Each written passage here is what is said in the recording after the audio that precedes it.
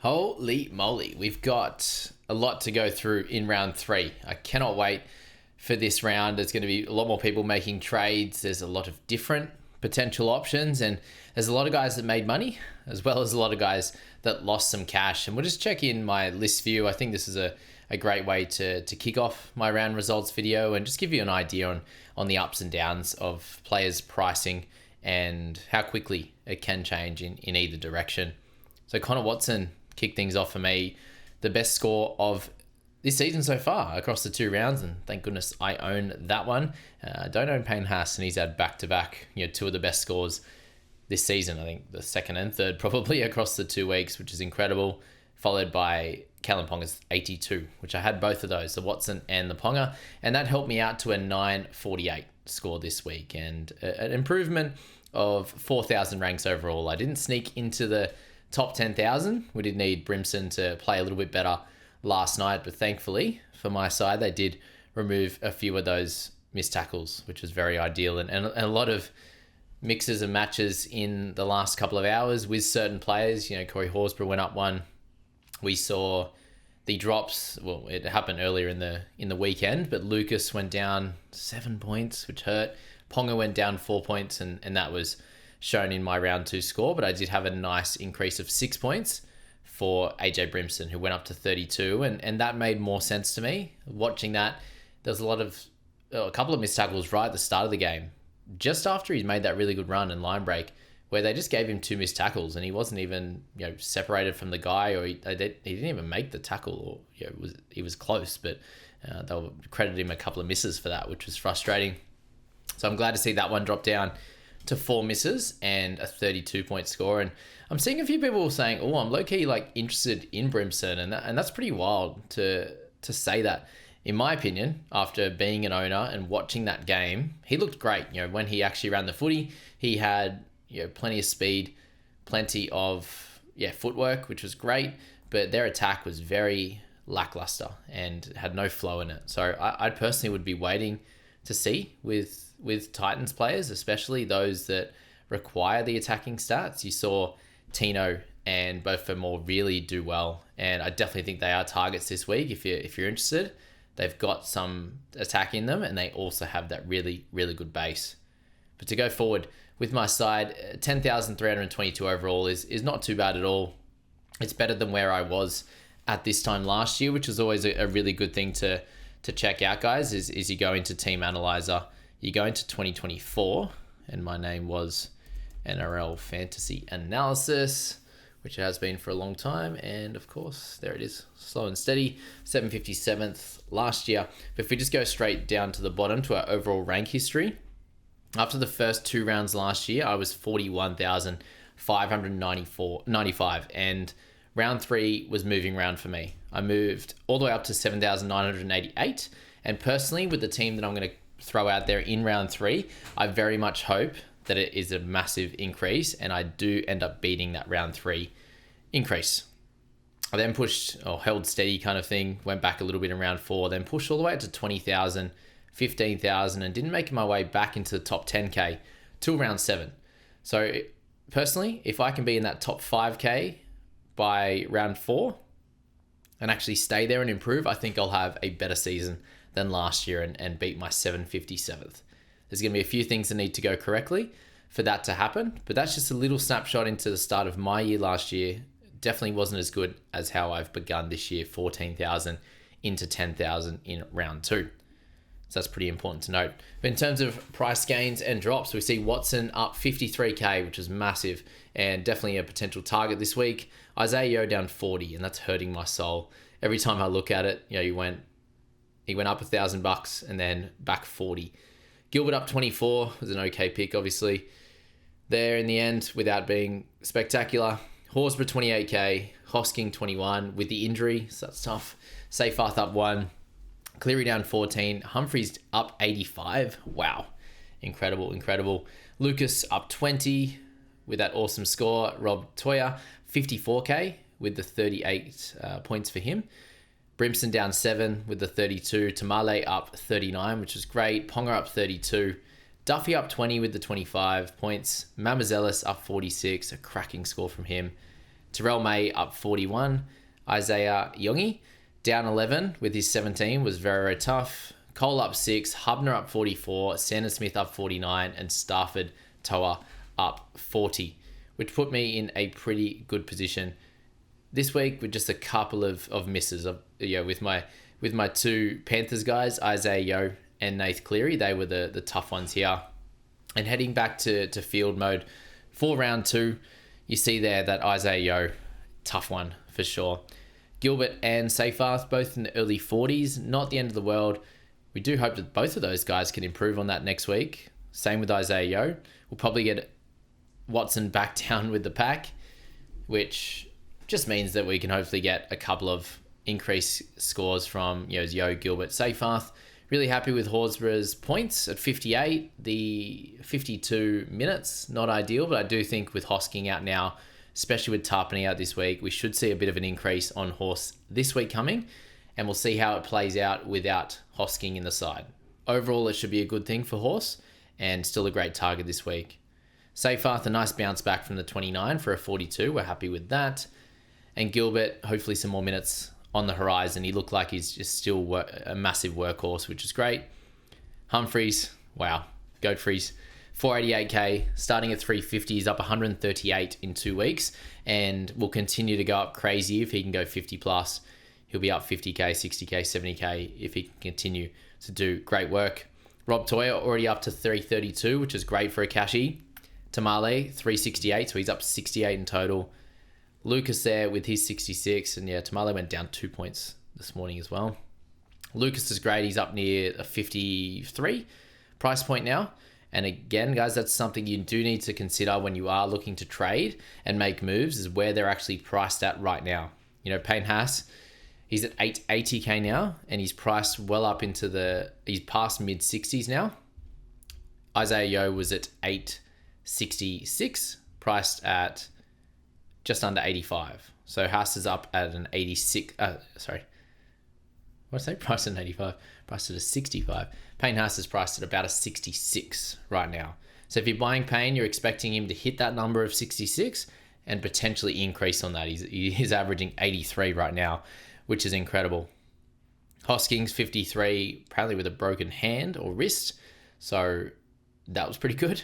And at 622k is plenty enough cash to move around. And I personally have a little bit over 50, 52, 53 in the bank to make some moves this week. Having made 2 trades last week. Yes, I sold Metcalf. Sad. Big sad. But we move on. So wing fullbacks, Brimson. Keen to see Ponga and Lucas this week go around again. Jealous of Greg Mazu owners. So that back 3, pretty happy with that. Decisions this week around centres and what we need to do in certain situations are going to come up for sure. There's a few things we need to think of coming into the next few weeks, and with Lucas and Ponga missing round 4, there's definitely a couple of things we have to think about, and team lists will be important with guys like Tamale, making sure that he gets a spot in this side, and seeing what happens with guys like Jack Cole. Hubner's going to miss a couple of weeks if he takes the early plea, which he probably does, and great to see Stafford Toa begin really well. It's helping out this squad get a really solid, a really solid cash generation, which is nice. And then Terrell May on the bench, how good's that? I think he should probably be getting the orange armband, the old captaincy, the next few weeks. Him, Haas, Watson, apparently, all terrific options. Humphreys, even he could be captain. Ponga, Lucas, all doing great jobs. And the Panthers boys, they obviously got the job. They got the job done in round 1, but didn't in round 2. So that'll be interesting against the Storm in the Thursday night game. Duffy with 25, we weren't as excited about. He's one of those guys that will be flirting with the edge of the 17 along with Yongi next week if those guys stay on your side. With guys like Sandon Smith doing really well, Stafford Toa, do you play them over someone like Yongi who's had a 28 as his high score in a really tough Eel side? So super happy with Mamazelis with his 59, and left Hubner, Smith and Toa on the bench, on the emergencies. So without any loopers, it can be tough in certain weeks. I mentioned Toa potentially being a good option to play against the Eels, and I end up still going Rob Toya over him and Tamale. Wasn't the end of the world. I wasn't thinking of going Toa over Duffy. So at worst, I missed out on 18 points if I was to not play Rob Toya against the Panthers. So not the end of the world.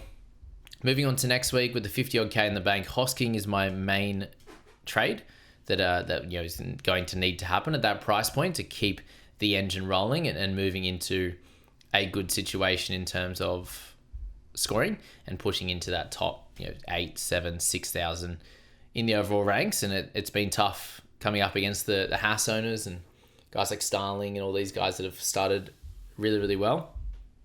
Marzu at that cheaper price, starting with him over the Brimson or something like that. People that started with JC over Ponga. There's a few things that have really been a big change heading into the first few rounds, but it is a long season and plenty does happen across that amount of time. Moving on to the rankings, as I said, the Hosking's the main guy to look at. All the other guys are going pretty solidly apart from Cole, Yongi. Duffy was 40 into 25, so that's not too bad at all. But let's go into the overall rankings and then get into some leagues as well. So my side, we're already over 100 points per round behind, which is tough. 205 for Harley. In first, we have Jake, Peter, James, Waraki, Matthew, Joel, Jason, Luke, Connor, and Tom in that top 11 there with Matt, and then Hawira, who's in the private group. He's got 2 teams there. What's funny is he actually didn't put in his overall team into private group league, so he's not winning the private group league. Unlucky, but in the top 13. So shout out to him, all the way in those spots. But it's fairly tightly contested in that top 10. There's 35 points separating the top 10, and we're only just a tick over 200 points behind. And squad value wise, not too different at this point, with 10.765 for myself. First place is 10.852, with a couple of people exceeding 10.9, with Matthew, Joel, Jason in the 10.955 as the highest in that top section. So congrats to those guys. There's a few other teams that have scored well but haven't generated a lot of cash there at 10.762, 10.78. So I'm in a similar spot to those guys, but 10,000 ranks and 200 points behind those guys. We'll see how this extends over the next few weeks for sure, and hopefully I can continue to get closer to that mark. Let's go to the leagues, and in the private group, Jaden up top, not my brother, but Jaden Adai, 41 overall rank. He was 34 before updates, so that's rough. 41st for him. We have Kyle at 63rd. We have Dean at 80th, and then Jason's just outside the top 100, 109th. So shout out to the top 4 there: Hayden, Johnny, Andrew, Mitch, Caleb, and Nathan, who's been on the channel a little bit as well, as you've seen there. Our Dolphins fan, he picked up 1,012 even with Campbell there, but seemed to loop fairly well apart from missing Hubner, or playing Duffy over Hubner there, and in a good spot with Greg, no Ponga, but and still has Isaiah Yeo and had a great week. So frustrating for myself anyway, but he held Metcalf, which was good, and that just helped to get him to over that 1,000 mark with a few other really good scores like Watson and the like there. So there you go. It doesn't feel like too different, but I think just that one extra good score on the bench and not having Yongi like I did, plus the that extra decent edge in the 50s rather than a couple of 40s there was helpful for him there with Metcalf at 64. So good stuff. That's the difference between sort of 950 like myself and 1,012, but he's in 200 spots. So congrats to Nathan and everyone else in the private group. That some you haven't seen their faces on here yet, and we'll get to that whenever I have a little bit extra time. We'll get some more faces on here and show off their teams, which will be good fun. The Gargarov, I was told that I should have mentioned the Gargarov Cup, a very, very tough head-to-head, but not this week. I got 948 and won by 119, which was good. Who else we got to go? JBFA overall league. We may as well show it off. Peter. So Peter is in what position? 3rd overall. Nice work. And then, we had Maddie in 6th. So good stuff to those guys up top. Jade, who was leading after round 1, is sitting in 34th overall. So good work to Jade there after leading last week. We'll see where Peter is after this one. And then we go to the next one, which will be the battle of the podcasts. I'm in 9th. Not too bad. 9th out of 33. And shout out to Paulie G, who you see on the NRL videos. 40,000th overall is our lowest so far. And our current leader is Nick from the DGens. He's in at 761. So none of the podcasters are absolutely crushing at this point, but a few are doing really well, with Jordan in second, Brandon, and then Mitchy, who will go through his team tomorrow with 950. We have Stuart, Josh, Jai. We have Will, who's in the private group as well. Good stuff for him with a 970. Just snuck in ahead of me. Yeah, about 2 points, so congrats to him. And then we've got Scoop down below, 1836, not too far behind with a 947. He's absolutely crushing Supercoach, by the way, so congrats to Scoop on that if you didn't see that. We have Mikey Jessup, we have Austin, we have Eddie, all that just went solid. Austin unfortunately had a little bit of a lesser week with 896, but has Payne Haas, and that's a big win, so should definitely bounce back when a few of his other players do a little bit better. But Eddie down there didn't make any ground as of this week. Daniel Long, unfortunately, 910. Well, 38 behind, not too bad, but it was a little bit behind and then has fallen back a little bit more. Nicky with a 927, sitting in 27,000th overall, with Bradman Best with his lovely 77, and Greg with the 70. So, Nicky's down there at 1783. I'm personally at 1850. So it's not too far behind. 60 odd, 70 points is the difference between sort of 9th and down in the 20s. So not much at all, to be fair. And it's going to be tightly contested throughout this whole year. I managed to sneak home the victory last year, surprisingly, at 757th, and I came 101st the year before and came 3rd. So each year is very, very different. I'm hoping and expecting to be in the top 10, but unfortunately we do have Mitchy Boy. Sorry, top 5 would be ideal again. We have Mitchy Boy that's having a good season again, and we know where he ends up on a year-to-year basis. So I think we're going to have to leave it there, guys, for our fantasy update this week. There's plenty going on across the board with what's going to happen this week in terms of trades, in terms of guys you want to chase, in terms of the odd cheapie that you may have missed, or as an easy downgrade for you to do an upgrade elsewhere. I know Payne Haas is going to be very well targeted, and by goodness, if I'm holding Yo, he better score well against the Storm on Thursday night, that's for sure. I think usually he scores pretty well against them. I'll have to check that out, and hopefully whatever issue he was dealing with the other night goes away, because it was absolutely tough viewing for myself as an owner, and thankfully not as the captainer last week. But that's my team, my general thoughts, where we're at on the leagues, the rankings. Plenty to catch up, 205 points, but we should be able to work pretty hard to get to that, and I can't wait to see how it all plays out. That's my results for NRL Fantasy for round 2. Let me know where you're at, what rank what score you had, what rank you ended up with. Please subscribe. Please think to have a follow on the podcast as well. And if you're interested in getting my one-on-one advice and getting my rankings for all the different players, the description below holds all the info on how to join the private crew for $35 for the entire year, about $4 a month. Awesome value. Helps me out, helps you out, and we'll see you there. See you guys.